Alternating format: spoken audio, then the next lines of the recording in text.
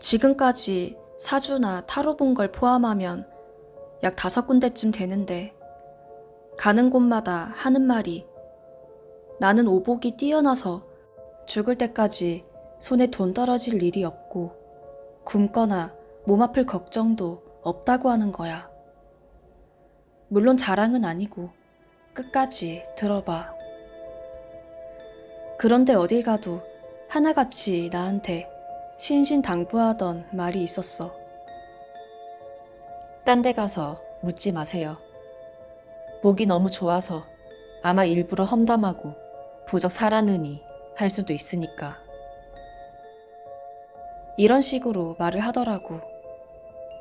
나는 그냥 이 사람들이 자기 실력에 자신이 없으니까 그냥 축 켜 세워놓고 복채만 받아먹는 거라고 생각했지. 그러다 내가 군 입대 전에 동네에 못 보던 타로집이 생긴 거야. 그 타로집은 아주 구석진 골목에 있었어. 이때가 내 나이 23이었고 지금은 25이야. 어쨌든 새로 생긴 타로집 주인이 30대 중반쯤 돼 보이는데 꽤 이쁘게 생겼었어. 듣기로는 미국에서 대대로 주술 이런 계열을 했던 집안인데 그쪽 생활이 너무 질리기도 하고 또 위험해서 한국으로 넘어왔대. 그러다 한국에서는 타로가 돈이 잘 벌린다길래 타로로 장사하기 시작했대. 원래 하던 주술 관련된 일에 비하면 정말 편하다고 하시긴 하더라. 확실히 아주머니가 전화통화할 때 보면 영어도 유창하고 한국어는 좀 어눌했어. 집안에 이상한 약품이나 마법진 모양 이런 것도 많았고 나는 주술을 한다는 분이 타로집을 차렸다는 소문이 도니까 관심이 가서 그 집에 가서 타로를 봤지. 근데 그 아주머니가 타로를 봐주면서 예전에 봤던 사람들하고 똑같이 복이 많다고 오복이 뛰어나다고 하는 거야. 그리고 11월 달에 다치는데 그게 나한텐 오히려 좋을 수도 있다더군. 11월이면 내가 군입대 후 상병 정도 될 때쯤인데 그게 뭐가 좋은가 하면서 나는 그냥 그 일을 잊었어. 그리고 군입대를 하고 시간이 지나 11월에 난 다리를 다쳐서 의병제대했지. 훈련 중에 다친 거라 국가유공자 자격이 주어지더라. 그리고 나는 다시 그 타로 아주머니가 생각났어. 와, 진짜 정확하다 하면서. 그래서 나는 다시 그 집에 찾아갔어. 그리고는 그동안에 나에게 있었던 일들을 주저리 얘기했지. 저 기억하세요? 11월에 다친다고 하시더니 진짜 저 다쳐서 제대했어요. 이러면서 인사하니까 웃으면서 나한테 하는 말이 다시 오실 줄 알았어요. 이러는 거야. 그리고 덧붙이길 오늘은 말해줄 게 없네요. 이제는 여기 안 오는 게 좋으실 거예요. 라고 말하며 타로를 안 봐주려는 거야. 그래서 내가 왜 그러냐고 하니까 잘 아실 텐데 뭘 더 알고 싶냐면서 뭔가 말하길 꺼려하는 눈치인 거야. 그래서 나는 살짝 떠보며 말했어. 제가 궁금한 건 딴 집에서도 물어보면 오복이 뛰어나니까 다른 집 가서 물어보지 마라 이러는데 자꾸 그 소리 하니까 이상해요. 그게 진짜 맞아요? 솔직히 안 믿기거든요. 다들 뭔가 숨기는 게 있는 것 같아요. 이렇게 말했어. 그러니까 그 아줌마가 좀 당황하는 것 같더니 그 말이 맞긴 맞다며 말끝을 흐리는 거야.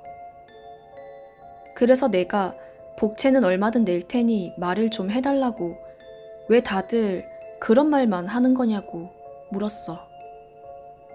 그러더니 타로 아주머니 입에선 믿을 수 없는 말이 나왔어. 오복이 뛰어난데 인생이 24살까지밖에 없네요. 네? 얼마 안 남으셨다고요. 너무 침착하게 말하길래 갑자기 소름이 돋았어. 그래서 그게 무슨 소리냐고. 막 당황해서 말도 잘 안 나오고 미치겠는 거야. 그러더니 그분이 하시는 말씀이 이런 반응을 보이니까 딴 집에서 좋은 말만 하는 거죠. 이러는 거야. 그니까 죽을 때까지 손에 돈 안 떨어진다고 하는 말은 내가 24까지 사니까 그때까진 돈이 안 떨어지고 밥 굶지 않고 잘 산다. 뭐 그런 이야기라는 거였어. 그래서 나는 그때부터 비굴 모드로 들어갔지. 살려달라고. 나는 더 살고 싶다고. 진짜 눈물만 안 흘렸지. 완전 얼굴 다 구기고 말했어. 그러니까 아주머니가 나보고 한 가지 약속만 하면 살려주겠대. 결정적인 순간에 누가 쳐다보면 절대 말하지 마세요. 그게 사람이든 귀신이든. 이렇게 말을 하는 거야. 나는 알겠다고 했지. 그리고 나한테 십자가랑 유리병 하나를 주더라고. 유리병엔 내 소변에 손가락 피를 조금 섞고 거기다 십자가를 담궈서 이번 주 안에 사람 없는 곳에다 버리랬어. 그 사이에 아주머니 집엔 양초를 하나 피워둘 건데 내가 성공하면 그 양초가 다 녹는데. 근데 통할지는 모르겠대. 왜냐하면 한국인 이상한 잡기가 너무 많아서 주술하는 사람들한텐 한국이 진짜 최악의 환경이래. 자기는 그냥 자기가 아는 대로만 알려준 거고 성공할지는 확답을 못 준대. 그리고 복채는 안 받겠다고 했어. 돈을 받으면 아까 말한 대로 장사꾼 취급 받으니까 자기는 그게 진짜 기분이 나쁘대. 그래서 나는 그날 저녁에 바로 우리 집에서 좀 떨어져 있는 대학교 제일 구석진 곳에 그 유리병을 버리러 갔어. 거긴 대학교 아니긴 한데 대학이 워낙에 넓어서 사람이 절대 안 다니는 곳이야. 말이 대학교지 사실 거긴 풀숲이었지.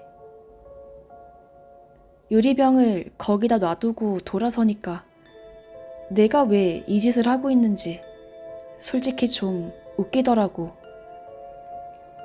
일을 끝내고 나니까 긴장감도 풀리고 나는 핸드폰으로 친구한테 전화를 걸었어. 근데 진짜 무서운 건 내가 도서관으로 가는데 어떤 남자가 바바리맨 코트 있지? 그거 입고 검은 모자를 푹 눌러쓰고 날 쳐다보면서 다가오는 거야. 근데 그 사람 눈이 진짜 시뻘게. 지금도 못 잊겠는데 염소눈 알지? 진짜 그 모양의 시뻘건 눈이었어. 물론 자세히 보면 그런 모양은 아니겠지만 나는 그런 눈처럼 보이는 거야. 그리고 대뜸 타로카드 아줌마가 했던 말이 생각나더라고. 결정적인 순간에 말하지 말라던 거. 그래서 친구가 전화기 너머로 여보세요? 하는데도 진짜 아무 말도 안 하고 그냥 걸어갔어. 그러니까 그 남자가 나를 지나치면서 하는 말이 한 발 늦어버렸네. 이렇게 속삭이면서 지나가는 거야. 식은땀 나고 진짜 털이 쭈뼛쭈뼛 서더라. 어쨌든 다음날에 그 타로카드 집에 찾아가니까 그 양초는 다행히 다 녹아서 없었고 아주머니가 차 한 잔 주면서 나에게 설명을 해주시길 내 손목에 팔찌가 채여져 있었대. 무슨 링이라고 하던데 그건 까먹었고 나쁜 악마가 사람들한테 채우는 건데 다행히 그게 자기가 주술로 다룰 수 있는 쪽이어서 가르쳐 준 거래. 그리고 자기 절대 사기꾼 아니니까 다른 사람한테 그냥 이번 일은 없었던 일이라 치고 말하지 말래.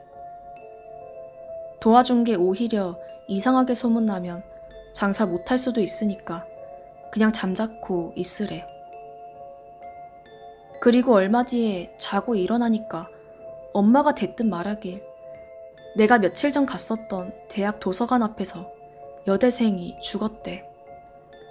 원인은 사이코패스, 묻지마 살인.